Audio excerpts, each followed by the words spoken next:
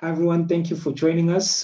Today I have Michael Robinson, who is the South African Sailing President. And today's online talk is about getting to know the man behind the presidency. How are you doing, Mike? I'm doing very well. Thank you for inviting me for this interview. No, thank you for accepting. I think it's been something that has been, warranted and something I've been looking forward to as well. So hopefully it's going to be a great experience for both of us. Just to kick things off, I thought I'd ask, um, tell me about the things that make up Michael Robinson.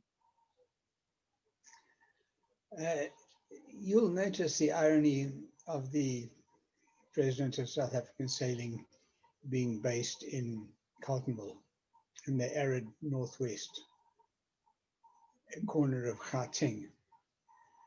But Michael Robinson is just an avid sailor. I went sailing for the first time in my early 20s, and it is something that has been with me ever since. And luckily, I have a wife who enjoys sailing, my children all enjoy sailing, and it's become a lifetime passion. That's fantastic. How did you get into sailing? Like most of the stories in my life, there was a pretty girl involved.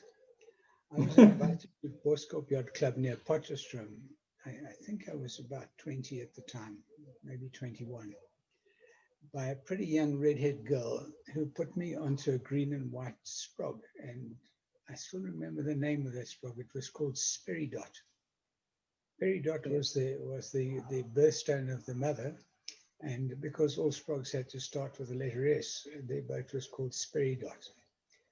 And this girl put me on the boat, put the tiller in my hand, main sheet in my other hand, said, "Pull this in and steer with that." And I pulled it in, and by magic, this boat just moved. And that moment was the moment that just stayed with me for the rest of my life. It was the introduction to a fabulous relationship with the sport of sailing. Oh, wow. Okay. I think I have a similar story like yourself. I think for me, it was the moment I first got into a boat, I just realized I can't remember specifics such as yourself, but for me, it was the calmness of the ocean. Even though I did get seasick, it was a situation where, uh, it was kind of like being in the wilderness I'm that I. perpetually seasick. I'm the worst seasickness sufferer in our family, but it has never deterred me. Right. So, look at what we can achieve when we overcome our challenges, eh? Exactly. So that's definitely great. So if I were to ask around about you, what do you think people would say? Who is Michael Robinson? If I were to ask someone. I'm sure lots of different people would say lots of different things, but I think the consensus would be that he's rather strange. Um, we've been involved in the more social side of sailing for a very long time, particularly in organizing prize givings and events and debriefings, and generally making regattas a little bit more fun. So a lot of what people know about me will be a reflection of those fun times. You'll find about half of the people that you ask will say, "Has he told you the story of the giraffe and the vibrating scooter?" It's those sort of things Okay. that people will more than likely know about me, and also they will associate me with the success of my family sailing. Okay. And you having been sailing for quite a while, I'm sure you're very known in the community as well. And I then have a the lot. I story. have a lot of very good friends in the sailing community, in all in um, all in all disciplines. A lot of very good friends. No, that's great to hear. That's definitely great to hear. And And the story about the giraffe and the rabbit, Not because for that's this something program. perhaps afterwards. Okay. And then outside of sailing, what is it that keeps you going? What gets you out of bed? Up until the end of last year, I was running a small business, an exciting business, which specialized in on-site heavy engineering. And with the advent of COVID, I decided that consulting was not going to be the right thing to do. And I subsequently retired. I have found, however, that I'm working a whole lot harder at this job of being president of South African Sailing than I was as a director of my own company. Maybe I was just a little bit lazy. Perhaps, so maybe you created a great operation that actually didn't really need too much of your attention in that regard. So it could speak to that as well. So I'm guessing maybe the South African or the position you have in South African sailing right now can use your expertise in kind of creating an efficient process or probably an efficient organization in that. With that, having recently become the South African sailing president, how have you found it thus far? Well, you see, the basis that has been set up by my predecessors is fantastic. There's a really, really good constitution that is in place. There are very good processes that are in place. There's a lot of really good stuff that's in place, and yet I find that there are a lot of people who still don't believe in SA sailing, what South African sailing actually does and brings to the sailing community as a whole. And so a lot of what I am going to be doing, and for which I may get credit, will be credit that I don't deserve, because it will be credit that has been built on the work of my predecessors. There's some really, really good stuff in place. And what we need to do now is we need to get that stuff properly operational and get the sailing community believing in what potential there is in a properly operational South African sailing. Okay. All right, and with that, in trying to get certain things off the ground, what do you think needs the Mike Robinson touch? There will be there will be a lot of people who will tell you a lot of different things that will result as will be a result of the Mike Robinson touch. Mm. Well, you see, I am concerned that we as a sailing community don't actually recognize who we are and why we need each other. And the sailing community stretches from young guys going to the Olympics and youth going to the World Sailing Youth Worlds, all the way through to some old guy sitting on Hartbeespoort Dam quietly having a braai in amongst the hyacinth.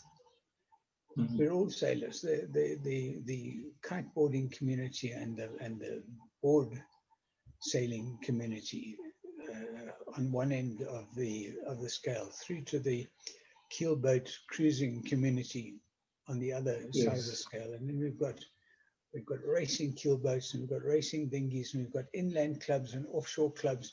We've got this plethora of people, enthusiasts that make up the sailing community. And I think the first challenge is to get that community to actually recognize itself. Once that community recognizes itself and recognizes all the components of itself, that community can then start uniting to achieve the goals of that community. So the united community could achieve the goals of the kiteboard community, or the keelboat cruising community, or the Olympic sailing community, or the youth worlds, or the competitive dinghy community. If we're all standing together, our combined credentials can assist in getting each one of those disciplines to achieve their best position. We've also got clubs which have completely different problems, challenges, different methodologies of operation, all of whom need to understand each other. And South African sailing need to understand the differences in these clubs and the different challenges that these clubs face. So none of the disciplines and none of the clubs are in a one-size-fits-all category. We need to get our heads around our differences.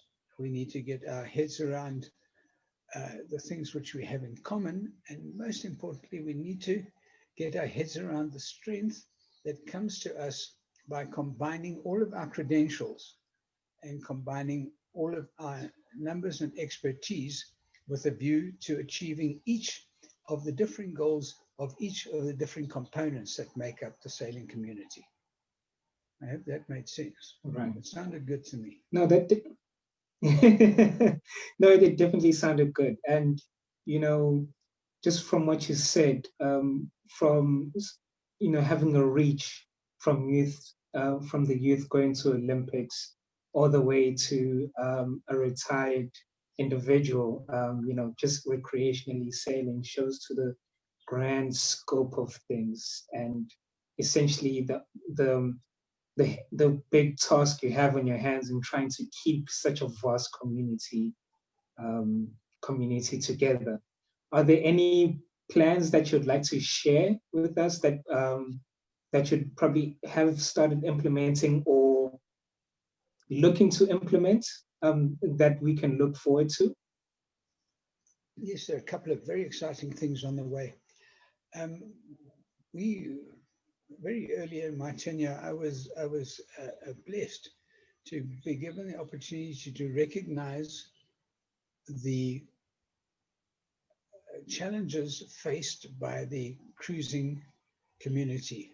And essentially the cruising community, because they're not particularly high profile, a particularly high profile community, and because they like to be a little bit independent, their interests have often been either overlooked or just not recognized. And during the first weeks of my tenure, I was introduced to this community and to some of the challenges that they faced. And South African Sailing has now made a very special attempt to gain relevance with this community by establishing, oh no, sorry, that's not correct, by facilitating the establishment of the Ocean Sailing Association of South Africa, or SASA. It's an initiative that has been driven by Peter Sherlock of Royal Cape Yacht Club. And it is an initiative which now has the blessing of South African Sailing. In fact, the plan is that the Ocean Sailing Association of South Africa will be a discipline of South African sailing in much the same way as sailboards are a discipline of South African sailing, or multi-hulls are a discipline of South African sailing. It's a very exciting moment.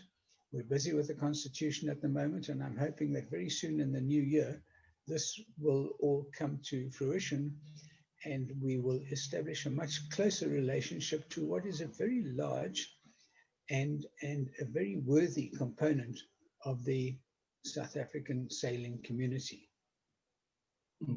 And you know, we've also had talks with the kiteboarding community, with a view to establishing a relationship in terms of which kiteboard events will actually be recognized by South African Sailing, and South African Sailing will be promoted at kiteboard events so that we can establish a relationship with this bunch of very exciting young people.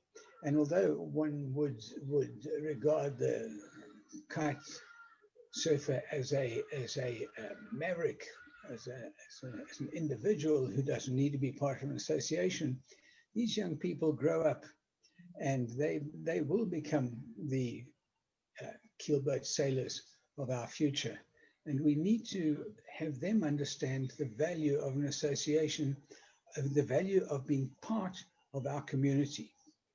I don't want to keep on harping on South African sailing. I want to harp on the sailing community. The first thing, the first priority that we must see is that the South African sailing community must recognize itself. In the end, South African sailing is simply a conduit between that combined community and the authorities that that community needs to deal with. So, for example, the community, some of the community needs to deal with World Sailing. Some of the community needs to deal with the Department of Transport. Some of the community needs to deal with the Department of Water Affairs. Once we've got that community established and that community shares each other's credentials, then South African Sailing has got an easy job just to be the conduit between that community and the people that that community needs to deal with. Okay. No, that's very informative and a great way to kind of showcase what you're trying to do already with OSASA. If you, so with that, you know, as an individual, what steps have been taken in regards to kind of creating those relationships that the sailing community needs? We've done a lot of talking in the past. We haven't done much listening in the past. And when I say we, I mean a global we. South African Sailing and the sailing community, the management of yacht clubs and the communities within those yacht clubs, the management of the various class associations and the communities within those class associations. I've noticed since the COVID lockdown was eased that there's been a lot more emphasis on fun sailing as opposed to the more formal racing that a lot of yacht clubs were involved in. It appears that the COVID moment has given sailing management a chance to actually review what they've been doing and to work out how they can actually serve the needs and wishes of their constituency, as opposed to trying to force the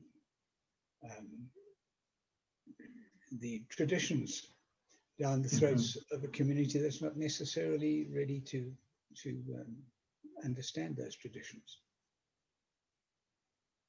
Okay. Now, you know, you've mentioned a lot the sailing community. Maybe we can delve in deeper there in regards to just, you know, as an individual as well, and for people who may not know who the sailing community is, maybe you can share as to what kind of people someone looking to be part of this community can expect, you know, what kind of people they can bump into, what kind of people they can engage with, places that they can go, you know, the clubs that you've mentioned with, you know, checking out. Would you be able to speak more to that? Let me start by saying this. It might be a little hackneyed at this point, but in order for sailing to grow, in order for sailing to succeed, we, the sailing community, need to be the people that other people want to mix with. It's just really that simple. We need to be the people that other people want to mix with. And so this community, the sailing community, is as diverse as the various disciplines that are practiced in the community. And there's some areas where certain people, certain classes, categories of people will be found in greater numbers, and others where those people won't be found at all. And the difference, I imagine here, the most clear difference would be the board sailing and kiting community as opposed to the keelboat cruising community. Completely diverse people, but the keelboat cruising community need to recognize that those kite and board sailors are going to be part of their community into the future. There's a growth process that happens in sailing. I started sailing when I was 20, and I sailed in Sprogs. I then sailed fireballs for quite a long time. I sailed small keel boats, cruising and racing. We eventually bought a cruising trimaran for the Valdam. We now have a 35-foot ocean racing boat.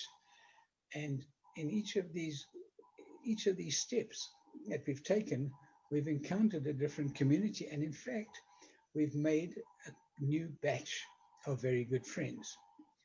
Mm. There's areas of this community that there's stuff that needs to be worked on. So, for example, I have a problem with the concept of the development sailor. People proudly talk about their development sailors. I was involved in the 470 regatta, 470 African championships that was held in the Cape a few years ago. That was racially very diverse. And somebody mentioned to me that we should actually promote this as being a success of diversity in sailing in South Africa. And I said to them, and it struck me then, that the only time when we can talk about being transformed is when we no longer notice the transformation. Mm. Okay. We have to get to a point where there are no development sailors, where they're just sailors. And that part of the community is something that really needs to be worked on. And we as a sailing community, as the great sailing community, and that including you, need to make sure that new people to our sport are welcomed as new people to our sport. And that way we will be able to build the community. And I have to finish off by saying it again, because I can't say it too many times. We need to be the people that other people want to mix with. Okay. No, that definitely sounds great, and I like your perception in regards to transformation, and that's when we no longer have development sailors, that means we have done our job. It's essentially a sport that encompasses everyone and really speaks to the nature of South Africa. So I like that. I like that thought process, and looking forward to what happens down the road. With that in mind, and possibly just thinking about maybe 2021, COVID did a few things, did a few things to a few organizations, no exception to South African Sailing. As the president, are there any expectations you have on yourself for 2021 to kind of make it a success year? There are a couple of things. One of the less formal things is that I want to establish dialogues with people. I want to be speaking to yacht clubs. I want to be speaking to sailors.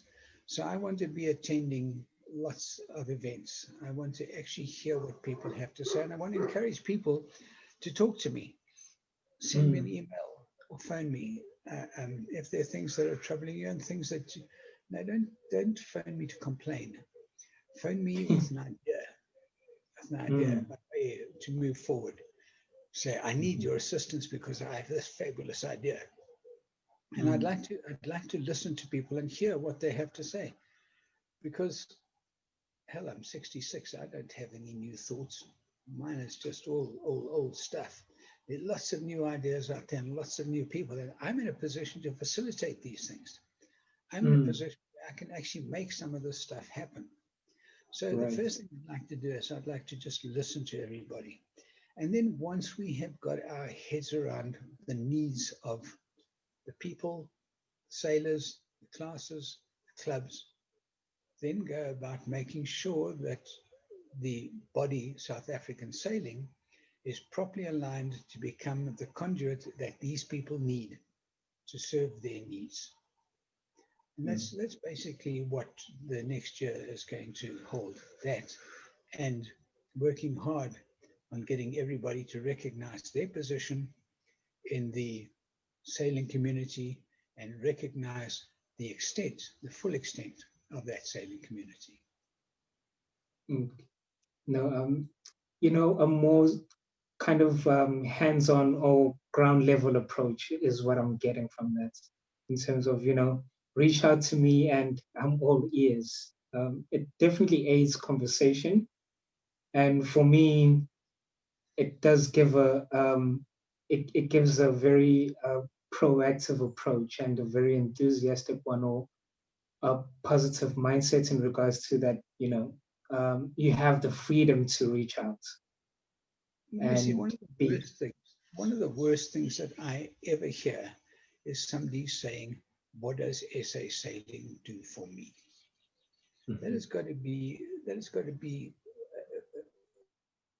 a situation where our communication has been so bad that these people that make that statement are completely unaware of who we are and what we're doing. We as a body need to make sure that we're communicating with everybody and that everybody has a chance to hear what we're doing, properly hear what we're doing, not pick up rumors, properly hear what we're doing, and that we as a body hear what their needs are. It cannot be otherwise. Once we've got that all in place, we can then formalize a workable situation that has got longevity into the future. One of the reasons why I'm able to sit here is because about 7 or 8 years ago, my brother and I were in business together, developed a succession strategy for our business. And it was a very successful succession strategy. And that business is continuing successfully today. Wow. When I leave South African Sailing, I would like it to be in a position where it can continue without any of the current incumbents, where the way of doing things has been sorted out, where the way we treat each other and deal with each other has been sorted out, where our sense of community has been well established, where we don't have to go back to these old places again, where the new community is embedded in everybody's minds, and where we just move forward doing exciting new things. That's interesting. That's definitely interesting. And for someone who may not know, maybe someone who watches this video and is unfamiliar with sailing in general, maybe you can just mention maybe a thing that would be of service or aid them to actually give it a try. Because from my side, being here in Durban, one of there's one of these sailing events called Taste of Sailing, or Learn How to Sail, which is a very great experience where a lot of the time it's youths, especially youths from disadvantaged backgrounds, where they get to learn how to sail, and it's amazing how quickly they pick it up, and it becomes something where when as you and I know, once sailing really puts its claws into you, you never want to go back. So maybe how would you go about, I guess, convincing someone who has no idea of the sailing community, South African sailing, and all the events that come with it? What would be a word of advice to try it out? We are an intimidating community. When I first went to Boskop Yacht Club, and understand, Boskop Yacht Club isn't the grandest yacht club in the country. When I first went to Boskop Yacht Club was intimidating for me, and the people talked in a jargon that I didn't understand, and Mhm. and it was really scary. And I had the same color nose as everybody else there. I can imagine how intimidating we as a community can be to somebody Mm, who thinks, well, I'd really like to try this, but hell no, I'm not going to go, I'm not going to go there. I'll embarrass right. myself. But I Mm, want to encourage everybody to go there. Go to your yacht club. Just go and ask, because those yacht clubs are filled with really nice people. Those yacht mm, clubs are filled with my friends, your friends. Just go to a yacht club and say, I'm here. I'd like to learn how to sail. Can you please introduce me to somebody who would invite me to this club? Can you introduce me to somebody who would teach me how to sail? Can you show me if there's a learn to sail program at this club? But the big step is to actually take that step across the threshold, where you actually put your foot on the other side of the door and say, I'm here. Once that mm. step has been taken, the rest will become easier and easier and easier. And in no time at all, you'll know the jargon. I know the jargon. Hell, I don't know what it means, but I know all the jargon. I can speak like a sailor. I can't make the boat go particularly fast, but I can speak like a sailor. Right. And that will happen all by itself. But the big thing is to take that first step. Go to a yacht club and say, I'm here. You can even Mm. say, Michael said. Go to yacht. Mike Robinson said that if I came and asked here, I would find somebody nice. Mhm. Some of the clubs that I've been to will have to pull out all the stops to find somebody Yes. nice. Yeah. Well, there's your reference if someone ever needed it, eh? And as I also do need to kind of speak to that in terms of, for a long time, I was also intimidated, thinking, you know, it's such a foreign world. Um, I have this intrigue about it, but I didn't have, I guess, I didn't have that, um, for lack of a better word, confidence to step into that world. But as soon as I did, I found I found that it was very welcoming, and people are willing to aid you if you ask for the assistance. So for anyone out there who is thinking about sailing but just doesn't think that it's not their place, believe you me, it's a place that you probably deserve to be as well.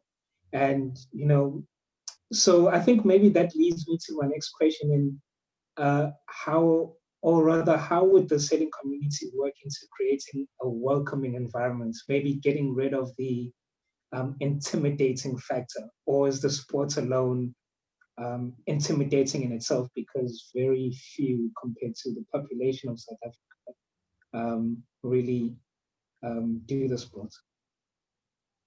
You know, Malusi, a lot of that is mindset stuff. I I can assure you that almost every yacht club that I have been to has a welcoming approach. It's the aura of the yacht club. You know? Mhm. It's the aura that goes around there that we need to break down, because the good people are there. The yacht clubs are equipped. They're ready. They're waiting for new members. But we've got a whole number of issues that need to be addressed. For example, at our local yacht club, the community around our yacht club won't let their children come to the club because the grandmothers are all terrified that their kids will get into trouble in the water. It's the grandmothers that won't let the youngsters come to the club because it's their it's a mindset thing with them. Other people look at it from a social perspective. I can't go in there because I don't have the right social tools. I'm not socially equipped to go and mix with those people, and that's also not the case. You know, we will teach the kids how to swim, how to float in a buoyancy aid, and the grannies don't need to panic about it. At the same time, you will find that people will recognize your social background and will make you feel welcome. I think those things are in place. We need to just spread the word that we're not as intimidating as we appear to be. Okay. And, you know, with your efforts, just trying to reach that point or milestone, would you be able to kind of paint a picture of how it would be like when all your to-do list, everything on your to-do list rather, has been marked off and the community gets together and bands together? How does that look? I hope it's not a pipe dream. The interests are so divergent that it's very difficult sometimes to explain it. And some of the attitudes are so entrenched.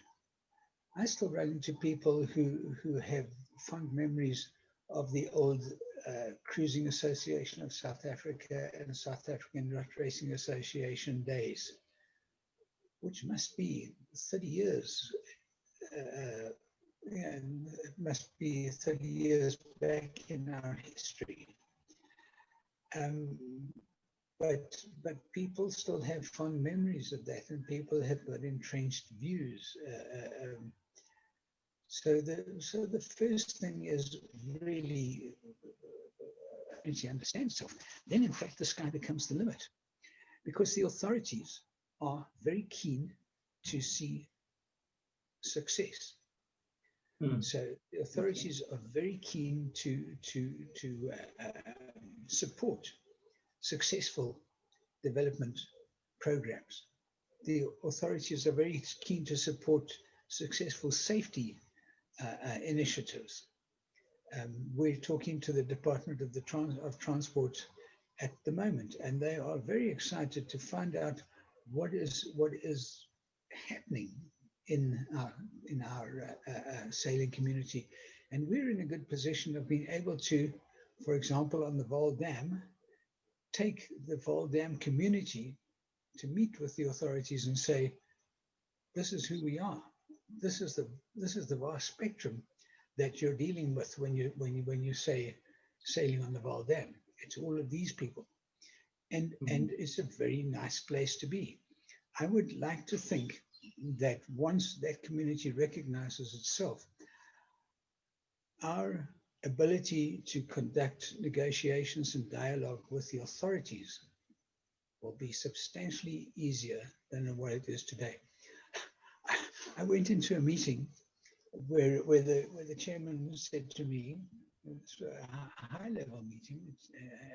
Chairman, I was with two other people about the same color hair as I have to discuss something quite important. And he said, after everybody in the meeting had introduced themselves, he said, I just want to place on record that I'm astonished to see a national sports federation represented by 3 old white people. Now, I didn't like white, but I really found old quite offensive. You know? But that is the reality of our of our situation. While our community, while we haven't got our community act together, we are going to be represented by old white people. And we can't be that. Our community, we must get our community together to the point where our community is represented by the average of what our community is. And I'm hoping that that average won't be old, and I'm hoping that that average won't be white. I'm hoping that average will be exciting, and I'm hoping that there'll be lots of girls involved in that, because as soon as you've got girls involved in things, of course, the boys come flocking in, as you well know. Yes, well, just going back to what got you interested at first, you know, and look at you now. Shall we say? Yes, no, definitely. That sounds great. You know, just as probably as we wrap up, um, what would you like probably the sailing community and maybe and everyone else to know and possibly have a hand in aiding you to achieve the goals that you're trying to have? I know you probably in your answers sprinkled it here and there, but maybe just as a consensus or an overall wrapping of that, what would you like assistance with from the community to help you do your job better and help them? I can't do a tenth of all the work that needs to be done. It's just a physical impossibility. I can facilitate this work. I would like people to come to me and say, we would like to do this. Can you facilitate this? We have this plan. Can you make this happen? Can you give us some ideas how we can make this happen? Could you go and speak to these people for us, because we need their help to make this happen? The first thing that I would like is that the community as a whole feels free to talk to me and the council and their councillors, and make sure that there's an open dialogue, that we don't have any secrets from each other, that there's no myths or the president must never be seen as the guy on the mountain in the mist who makes rumbling noises every Sunday morning. The president must be seen as part of those people, an approachable person, and the community must feel free to speak to him. I don't ever want to hear somebody say, South African sailing doesn't do anything for me.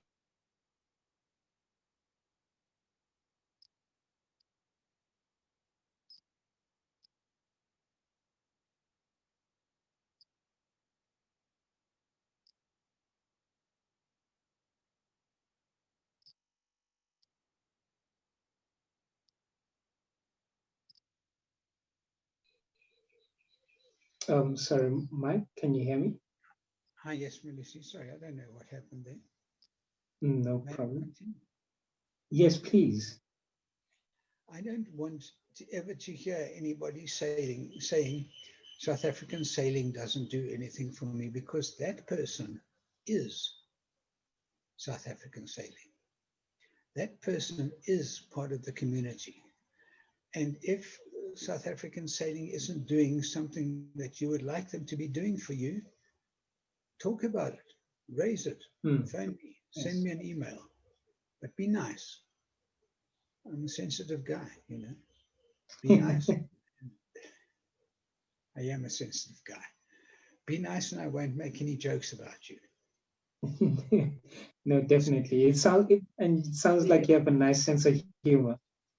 In the end, our community must regard itself as one, and there must be an open communication through this community. And when that's all in place, then South African sailing as the conduit will be able to perform the function for which it has been designed.